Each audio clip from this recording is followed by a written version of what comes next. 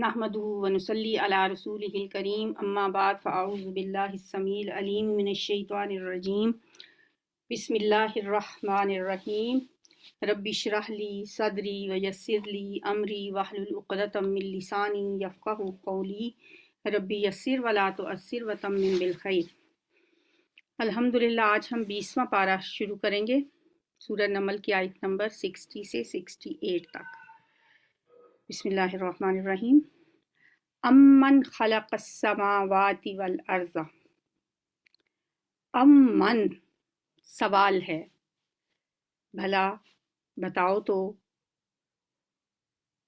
क्या जो शख्स के जिसने के खलक़ा पैदा किया, अस्समावाती आसमानों को, वल अर्ज़ और ज़मीन को, व अनज़ला और उसने उतारा, लकुम तुम्हारे लिए, मिनस समाई आसमान से, माअन पानी, फ़अंबतना फिर हमने उगाए, बिही इसके साथ, किसके साथ? पानी के साथ, हदाइका, हदाइक जमा है हदीका की, हदीका बाग को कहते हैं, हदीका उसकी जमा हदाइका, बागात, ज़ात बहजतिन रौनक वाले, ज़ात वाले, बहजतिन रौनक, माँ काना लकुम नहीं था तुम्हारे लिए, अन ये कि तुम बितू तुम उगाते, नबातात का लफ्ज़ भी इसी से होता है जो ज़मीन से उगती है,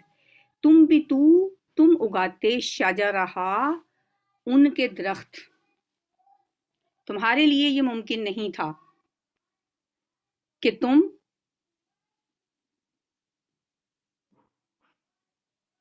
उनके दरख्त उगा सकते। ये अल्लाह ही वो ज़ात है जिसने ये तमाम चीज़ें तुम्हारे लिए पैदा की। आ इलाहुम अल्लाह, फिर सवाल, आ इलाहुन क्या कोई इलाह है, कोई माबूद है, मा अल्लाह ही अल्लाह के साथ, बल बल्कि हम वो कौमुन ऐसी कौम हैं, ऐसे लोग हैं, या दिलून जो सीधी राह से हट रहे हैं। या दिलून का मतलब सीधी राह से हटना भी है और बराबरी करना भी है, कि वो अल्लाह के साथ बराबरी करते हैं।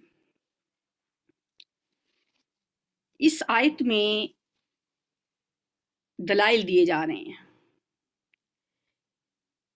किस चीज़ के? पीछे हमने पिछली आयत जो 19वें पारे की आखिरी आयत पढ़ी थी, वो क्या थी? क्या अल्लाह बेहतर है या वो जिन्हें ये लोग शरीक ठहराते हैं?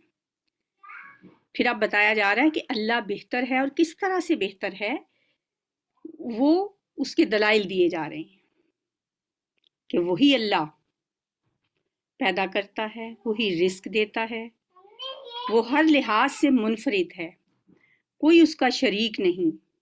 उसने आसमानों को इतनी बुलंदी और खूबसूरती के साथ बनाया, इसमें खूबसूरत सितारे और तरह तरह से उसने उसमें चांद सूरज पैदा किए। फामबतना भी हदाइका, जमीन में उसने बेशुमार चीजें पैदा की, और ज़मीन में पहाड़, नहरें, चश्मे, दरख्त, खेतियाँ और हर किस्म के परिंदे, हैवानात पैदा करने वाला वही एक अल्लाह है। आसमान से बारिश बरसाकर उसके ज़रिए बारौनक बागात उगाने वाला कौन है? क्या कोई ऐसा है इंसानों में जो ज़मीन से दरख्त ही उगा के दिखा दे? इन सब के जवाब में मुशरिकीन भी कहते थे और एतराफ़ करते थे कि ये सब कुछ करने वाला अल्लाह ही है। कुरान में वो आयतें मौजूद हैं जिसमें वो उनसे सवाल किया जाता है और वो कहते हैं कि हाँ, ये सब कुछ करने वाला अल्लाह ही है। और इसी चीज़ को, इन्हीं बातों को जो इस आयत में बताई गई हैं, अल्लामा इकबाल ने बड़े खूबसूरत अंदाज में शेर में ढाला है। वो कहते हैं, पालता है बीज को मिट्टी की तारीकी में कौन, कौन दरियाओं की मौजों से उठाता है सहाब, कौन लाया खींच कर पच्छम से बादे साजगार, खाक ये किसकी है, किसका है ये नूरे आफताब। कि अल्लाह ही हवाओं को चलाता है, बारिश बरसाता है, मौसमों को साजगार बनाता है, अनाज उगाता है, ये तमाम अमूर उसी के हुक्म से अंजाम पाते हैं। سورہ واقعہ میں بھی فرمایا کہ اسی طرح کے آیات موجود ہیں کہ اللہ تعالیٰ نے یہ ساری چیزیں پیدا کی ہیں۔ الہ مع اللہ، کیا کوئی اور معبود بھی ہے اللہ کے ساتھ؟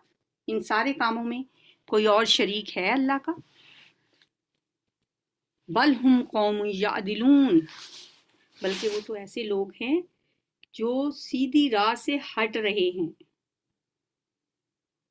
یا یہ کہ اس کی برابری کرتے ہیں۔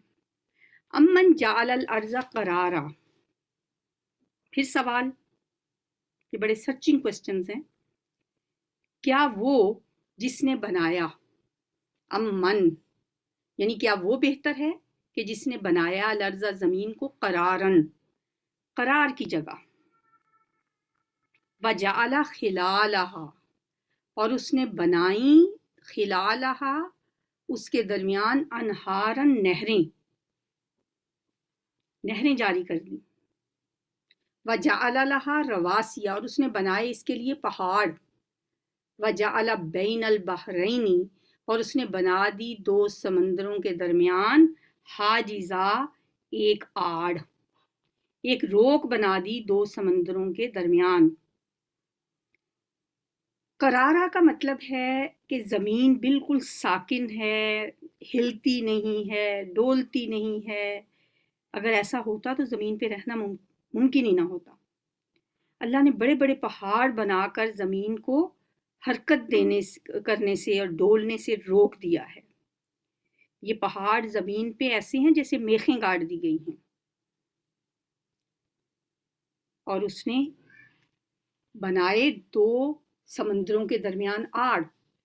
اس کے بارے میں سورہ فرقان میں ہم پڑھ کے آئے ہیں کہ کس طرح سے وہ دونوں پانیوں کو ملنے سے روکتا ہے۔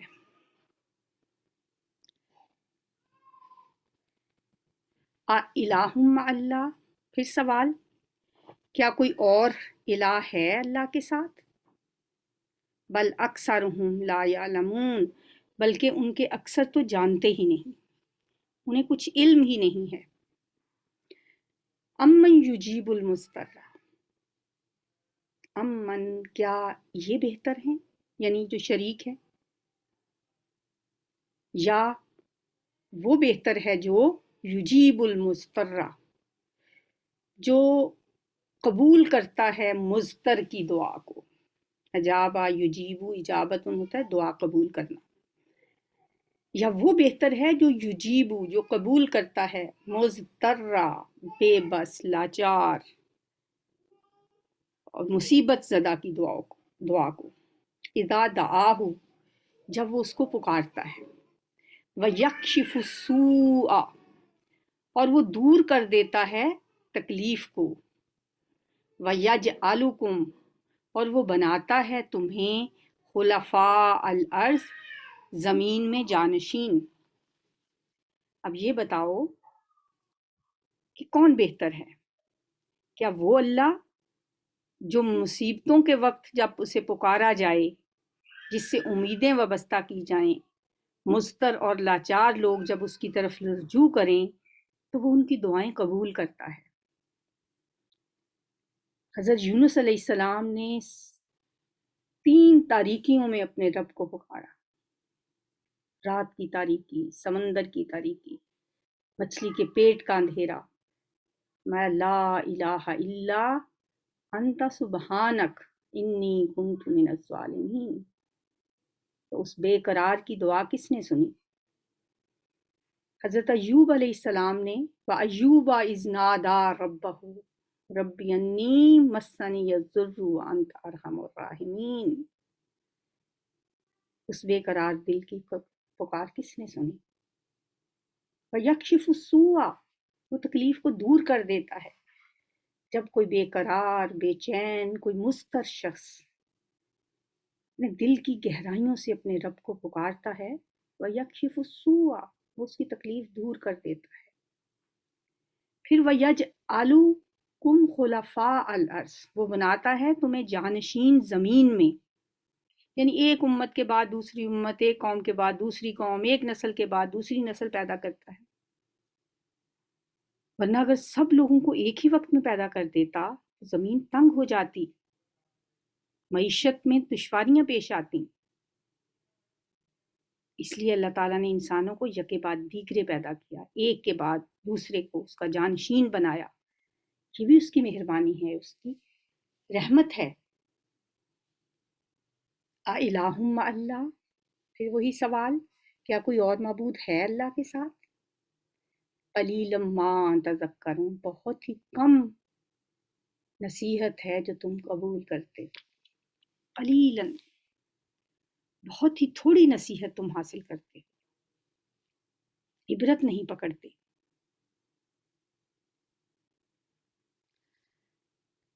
امن یہدیکم فی ظلمات البر والبحر، پھر سوال، کیا یعنی کون بہتر ہے؟ وہ جو ہدایت دیتا ہے تمہیں، رستہ دکھاتا ہے تمہیں، رہنمائی کرتا ہے تمہاری، فی ظلمات البر والبحر، خشکی اور سمندر کے اندھیروں میں، ومن یرسل الریاح، اور جو بھیجتا ہے ہواؤں کو، بشرم بین یدی رحمتہ، خوشخبری بنا کر اپنی رحمت سے پہلے، یعنی وہ جو تمہیں خشکی اور تری کی تاریکیوں میں راہ دکھاتا ہے، اور جو اپنی رحمت سے پہلے ہی خوشخبریاں دینے والی ہوائیں چلاتا ہے، وہ بہتر ہے۔ الہ مع اللہ، کیا کوئی اور معبود ہے اللہ کے ساتھ؟ تعالی، وہ بہت بلند ہے۔ تعالی اللہ، اللہ بہت بلند ہے، اما یشرکون، اس سے جو وہ شریک ٹھہراتے ہیں۔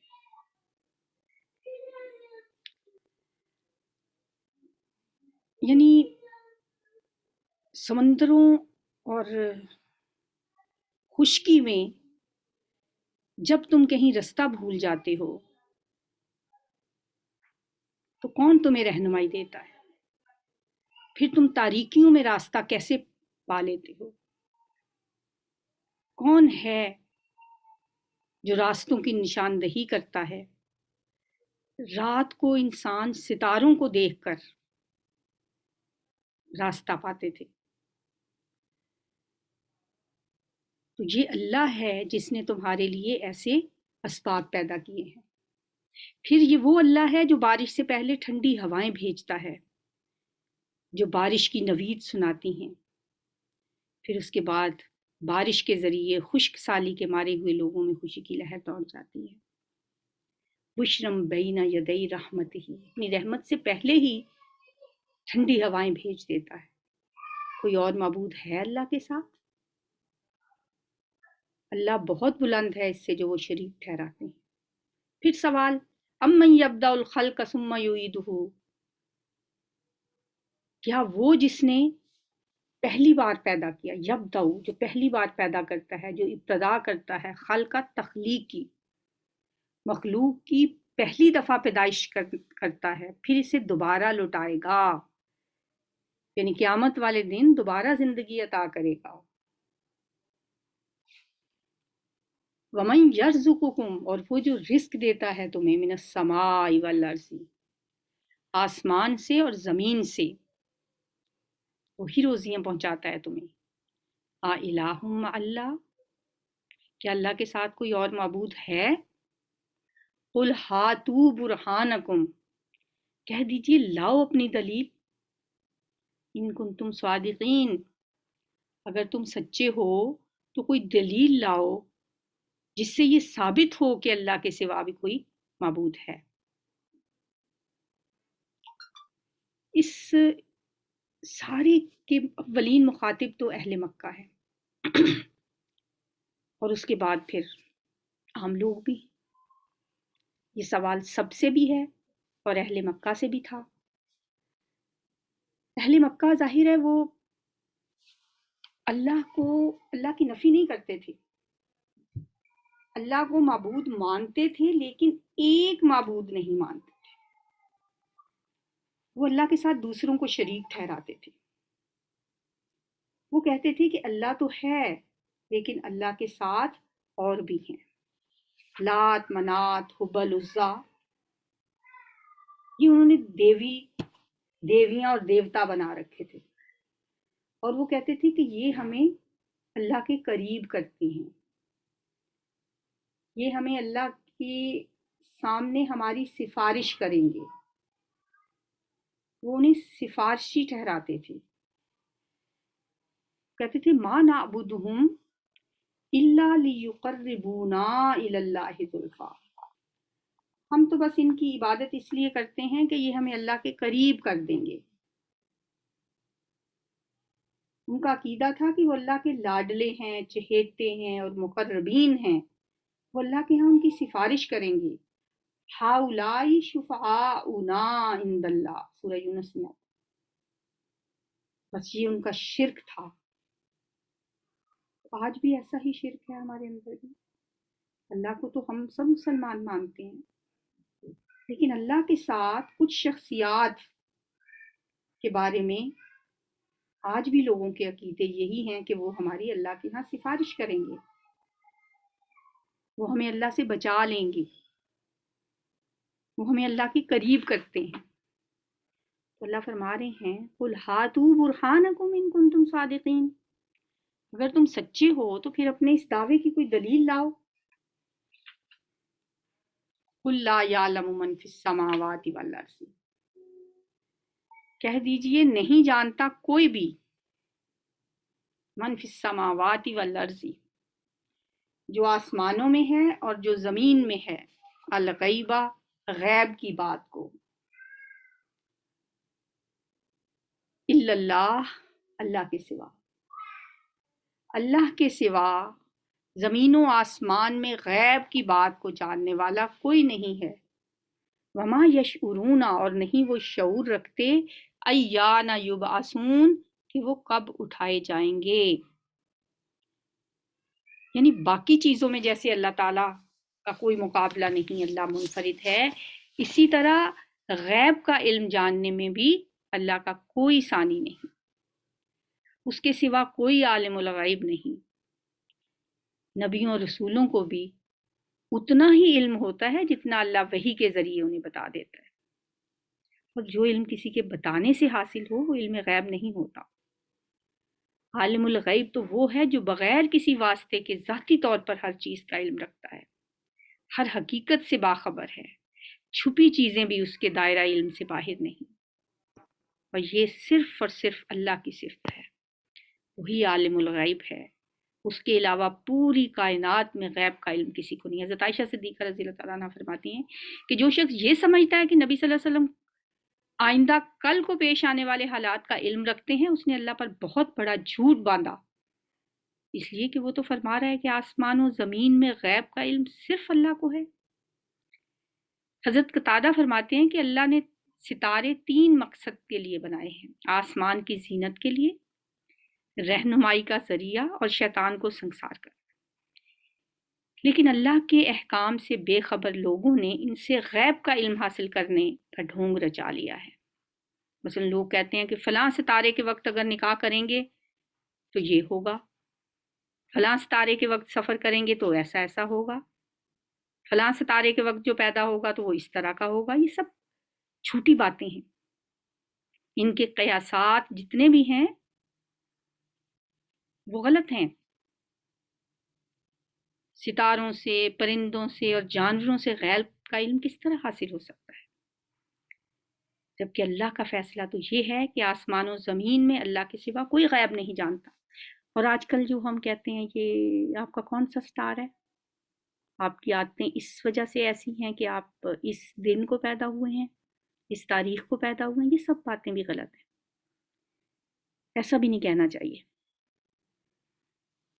بل ادارا کا علم ہوں، بلکہ ختم ہو گیا ہے علم ہوں، ان کا علم فی الآخرتی، آخرت کے بارے میں، یعنی ان کا علم آخرت کے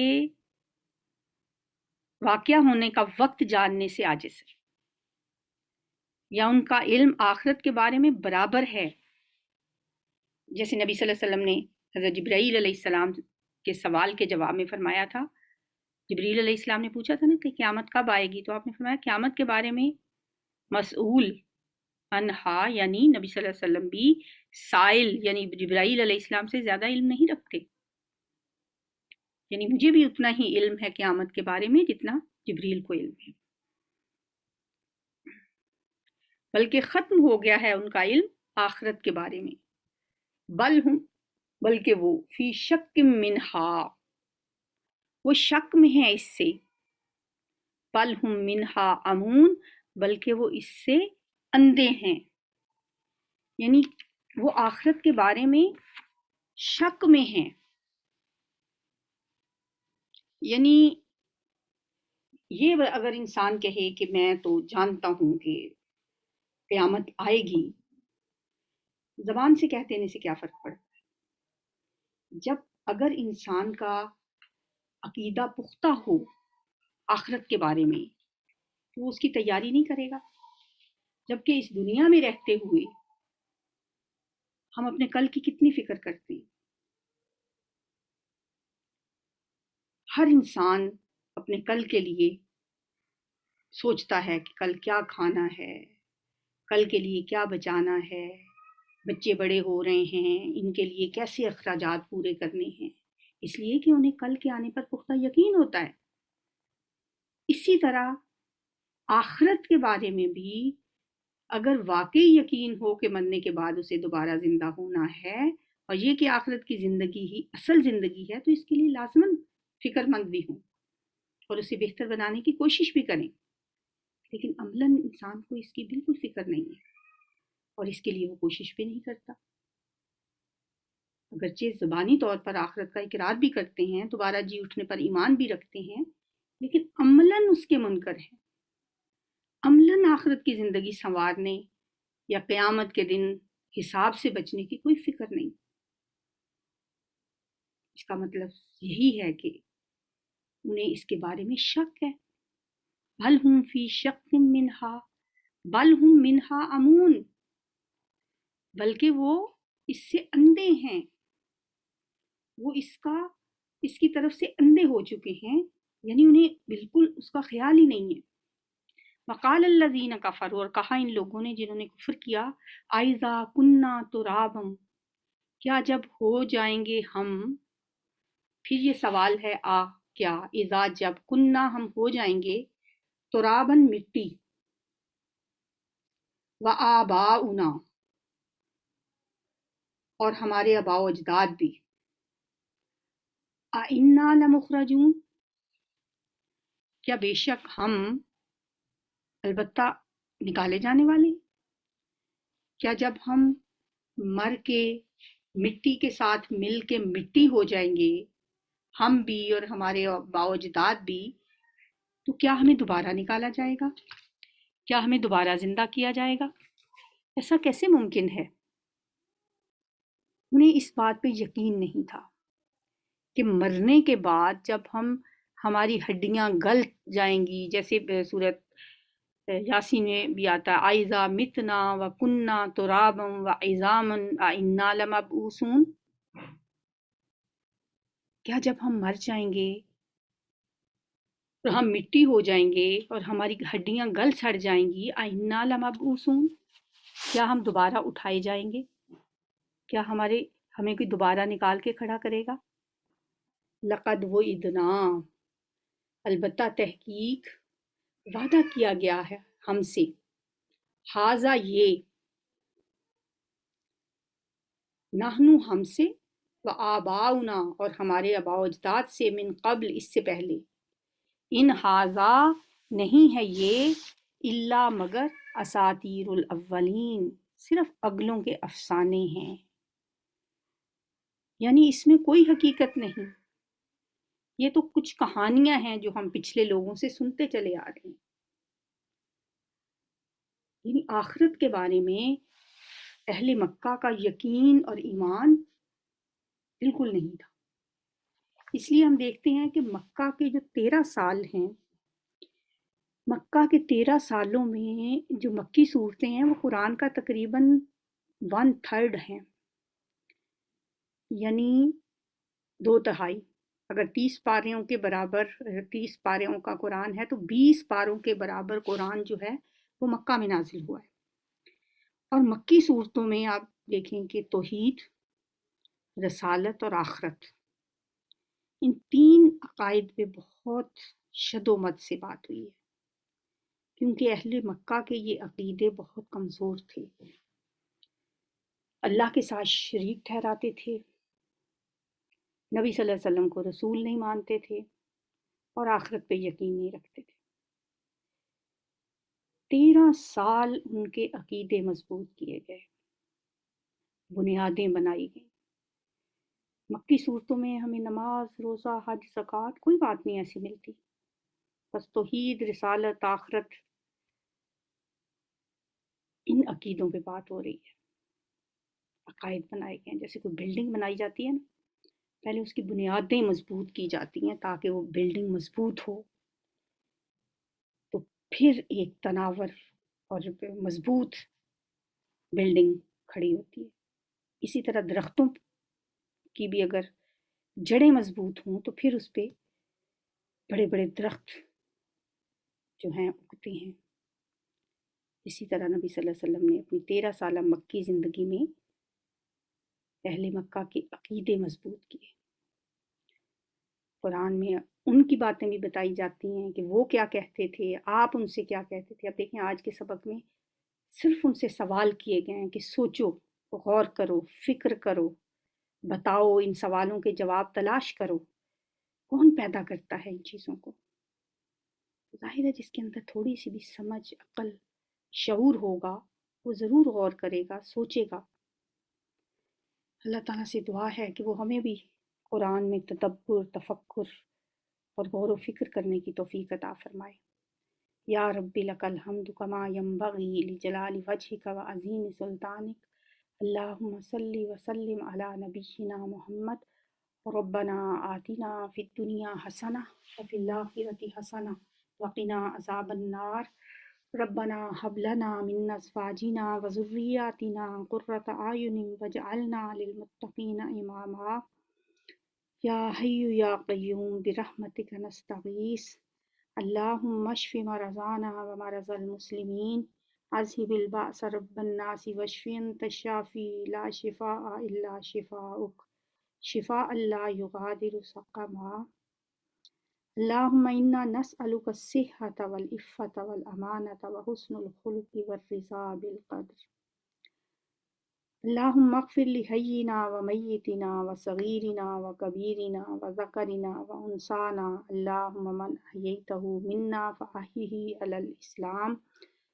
ومن توفیتہ منا فتوفہ علی الایمان، اللہم لا تحرمنا اجرہم ولا تذلنا بعدہم، اللہم اغفر لہم وارحمہم وعافہم واعف عنہم وأکرم نزلهم ووسع مدخلهم واغسلهم بالماء والثلج والبرد ونقهم من الخطايا كما نقيت الثوب الأبيض من الدنس وأبدلهم دارا خيرا من دارهم وأهلا خيرا من أهلهم وزوجا خيرا من زوجهم وأدخلهم الجنة وأعذهم من عذاب القبر ومن عذاب النار۔ یا اللہ ہماری دعائیں قبول فرما لے۔ یا اللہ رمضان کی رحمتیں، برکتیں، اس کے فیوز و برکات سے فیضیاب ہونے کی توفیق عطا فرما۔ یا اللہ نمازیں، روزے، عبادتیں، دعائیں سب قبول فرما لے۔ یا اللہ اپنا فضل فرما دے، اپنا رحم فرما دے۔ یا اللہ جس جس کے دل میں جو جو دعا ہے سب کی دعائیں قبول فرما دے۔ اللہ جس جس نے بھی دعا کے لیے کہا ہے سب کی دعائیں قبول فرما لے۔ یا اللہ میری طالبات، میرے تمام اساتذہ، میرے دوست، احباب، بہن بھائی، عزیز رشتہ دار، سب کو دین و دنیا کی بھلائیاں نصیب فرما۔ یا اللہ بے روزگاروں کو روزگار عطا فرما، بے اولادوں کو نیک اولاد عطا فرما۔ یا اللہ جو بیمار ہیں انہیں صحت کاملہ عطا فرما۔ یا اللہ ہمیں مرتے وقت کلمہ نصیب فرمانا، قبر کے عذاب سے بچانا، حشر کی وحشت سے بچانا۔ یا اللہ حضور پاک صلی اللہ علیہ وسلم کے حوض کوثر سے پانی نصیب فرمانا۔